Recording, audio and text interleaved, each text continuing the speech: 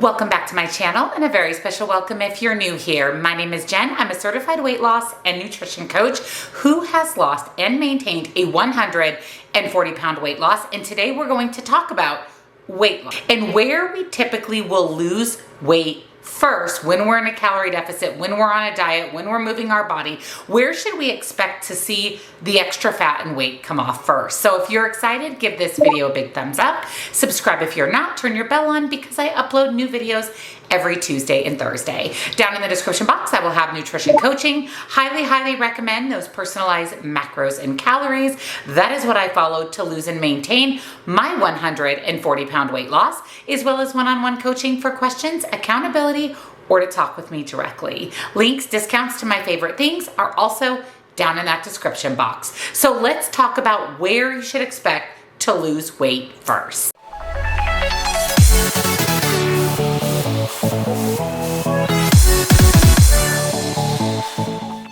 A lot of reasons we set out on weight loss journeys, fat loss journeys. Maybe it's so that we feel better, look better, so we're a little bit more mobile, a little bit more healthy, so we can get up off the floor, we can play with our kids. There is a plethora of reasons we embark on a weight loss journey. But where weight comes off of our bodies is really the question that I get asked a lot as a weight loss and nutrition coach. People want to target specific areas on their body, maybe their belly fat, their arm fat, their back fat, their thigh fat, and it is individualized where fat comes off on your body.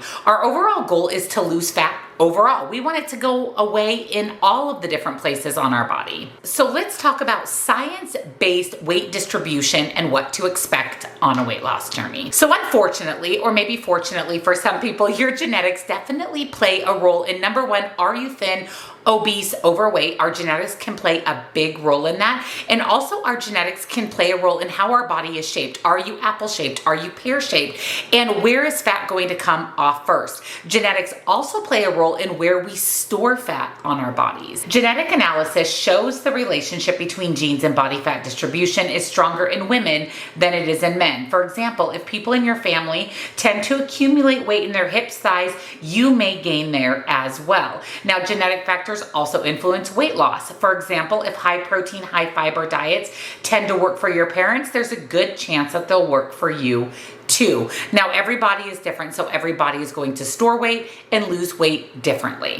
Also, your sex, your gender plays a role. Men typically gain weight in their belly area. That's why men have the beer belly, where women can gain weight in our belly as well, but a lot of times we'll gain it in other places like our hips, our butt, and our thighs. And again, your genetics do play a role in this, but so does your sex. Also, your age. The older we are, the harder it is to lose weight. Also, what's interesting, as we age, we will store body fat differently than when we were younger. Also, if you're someone who has dieted most of your life or you've gained and lost weight, you're probably going to gain and lose weight in the same places you did throughout your entire life. If you tend to lose weight in your thighs first, most likely whenever you embark on a weight loss journey, you're going to lose weight in your thighs first. So does exercise play a part in where we gain weight and lose weight, especially where we lose weight first?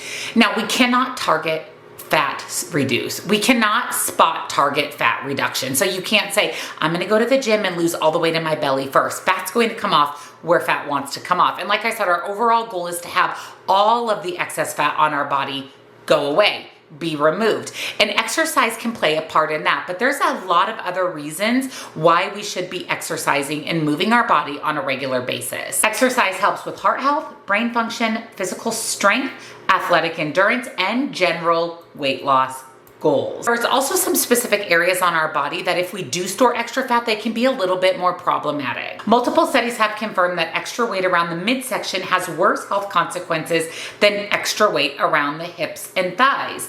Extra weight around the waist, especially deep visceral fat that encases the organs, raises the risk of developing diabetes and cardiovascular issues like heart attack and stroke. So there's two different kinds of fat on our body, subcutaneous fat and visceral fat. Subcutaneous fat is the fat found under the surface. So all of that jiggly wiggly fat under the surface of your skin. And then visceral fat is the fat found around your organs. This is the scary fat. This is the fat we really want to target and focus on. So you might be wondering, well, how the heck do I get rid of the scary visceral fat? You can follow a low glycemic index diet, a high protein diet in plant and animal protein, portion Portion out your meals, a veggie heavy diet and diets low in sugar and alcohol.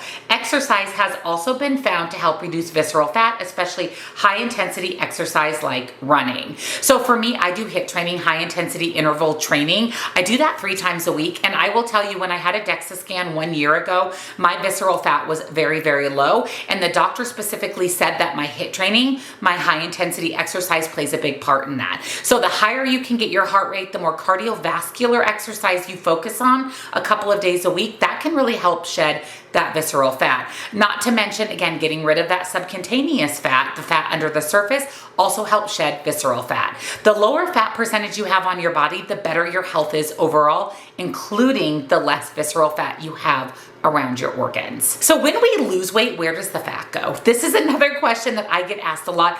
I will admit, I Googled this when I got my nutrition certification, because I was like, where, when we lose fat, does it go? Where does it dispense out of our body? What happens with the fat that we shed? Your body breaks down fat cells when you lose weight. It uses the energy in those cells to fuel your activity levels and to keep your body warm. Once fat cells have been metabolized, the byproducts leave your body in sweat, urine, and carbon dioxide as you exhale. So it does leave our body, and that was a question that I had, and again, a question I get asked a lot, so I wanted to talk about that a little bit today. So what is considered to be safe weight loss? What should be your target? I will tell you right now that fast weight loss is not your goal. Fast weight loss does not stay off. It is not healthy. It is not sustainable. In fact, the slower you lose weight, the slower you lose fat, the better for your body, the better for the loose skin, and the better for sustainability. Most doctors, most nutritionists, myself included, 1 to 2 pounds a week is what we recommend. Even half of a pound a week is fantastic.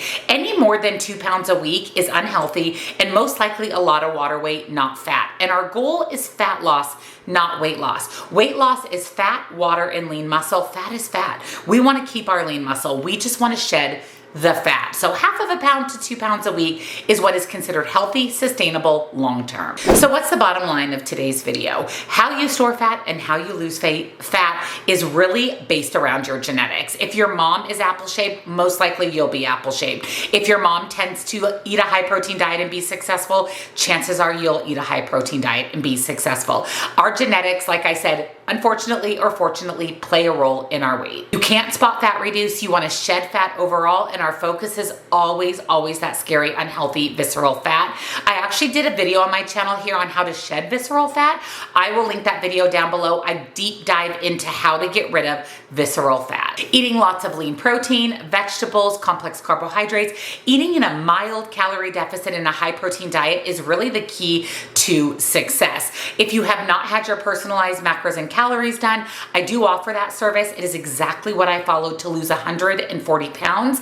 And I have maintained my weight loss now for 2 years, still following that same approach. Calories and protein. I will have my nutrition coaching website linked down below for you. Leave a comment down below. Let me know what are some of your tips and tricks to shed fat, and what type of body do you have? Are you more apple-shaped or pear-shaped? Let us know down below. And if you enjoyed today's video and found it helpful, give it a big thumbs up, subscribe, turn your bell on, because again, I upload new videos every Tuesday and Thursday. Thank you so much for watching. See you next time. Bye.